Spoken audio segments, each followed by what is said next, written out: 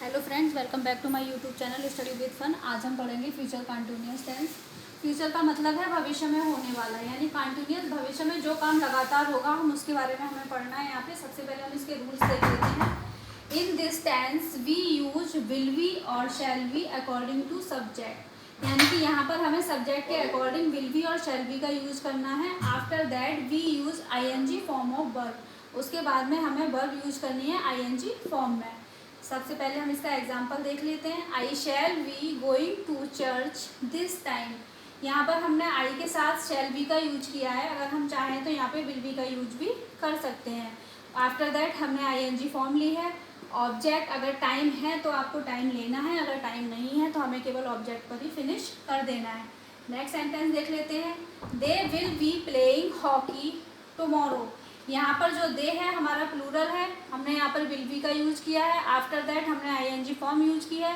फिर ऑब्जेक्ट, हमें टाइम दिया हुआ था तो हमने ऑब्जेक्ट के बाद में टाइम को यूज किया है। अब इसके कीवर्ड्स देख लेते हैं। सबसे पहले subject, after that will be और shall be, ING form of verb, object, last में टाइम। अब हम नेगेटिव सेंटेंस देख लेते हैं। In negative sentence we use not after will or shall, then we use be।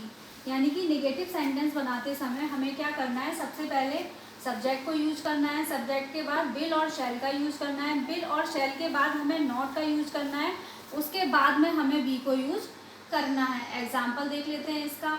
I will not be playing hockey, यानी कि जो आई हमारा सब्जेक्ट है, सब्जेक्ट के बाद हमने विल को यूज किया है, आप शैल भी यूज कर सकते हैं।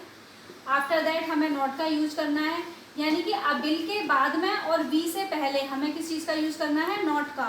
Playing hockey, I will not be playing hockey. Second example देख लेते हैं। They will not be cooking food. यहाँ भी देखिए हमने विल के बाद नॉट को यूज किया है और बी से पहले नॉट का यूज किया है। अब इसके कीवर्ड्स देख लेते हैं।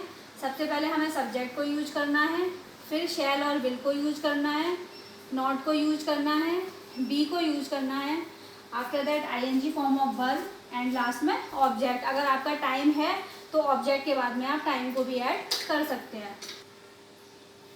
अब हम इसके इंटेरोगेटिव वाले सेंटेंस देख लेते हैं। इंटेरोगेटिव हम किस तरीके से बनाएंगे। In interrogative sentence first we use will और शैल, आफ्टर दैट सब्जेक्ट। यानी कि इन सेंटेंस में इंटेरोगेटिव अगर सेंटेंस है तो सबसे पहले हमें विल और शैल का यूज करना है, उसके बाद में हमें सब्जेक्ट को यूज करना है। पहला एग्जाम्पल देख लेते हैं। Will Sita we cooking the food. यहाँ पर सबसे पहले हमने विल का यूज किया है, उसके बाद में सब्जेक्ट लिया है सीता, उसके बाद में हमने बी लगाया, यानी कि विल और वी के बीच में हमें क्या लगाना है, सब्जेक्ट लगाना है। After that ING form of verb and last object. इसी तरीके से WH वर्ड्स अगर आपके मिडिल ऑफ द सेंटेंस है तो सबसे पहले WH वर्ड्स को नोट करना है हमें, उसके बाद हमें विल का यूज करना है। Where will you we going to market. अब इसका कीवर्ड्स देख लेते हैं। अगर हमारे स्टार्टिंग हमारी विल और शैल से हो रही है तो सबसे पहले हमें विल और शैल में से किसी एक चीज़ को यूज करना है। After that subject, we, ING form of verb and last object. अगर हमारा WH words middle of the sentence है तो सबसे पहले WH वर्ड्स को यूज करना है।